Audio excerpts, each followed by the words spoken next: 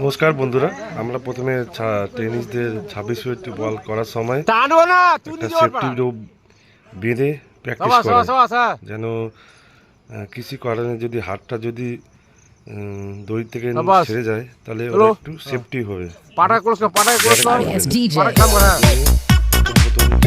প্রথম করার সময় সেফটি রোপ দেওয়া হয়।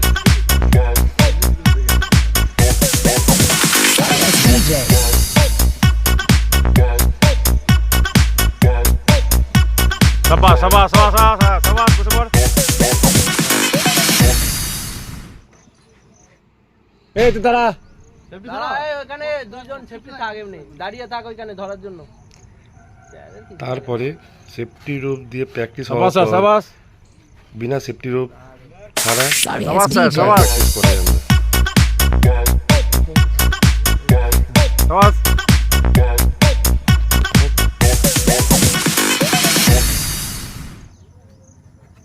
খুব ভালো, খুব ভালো।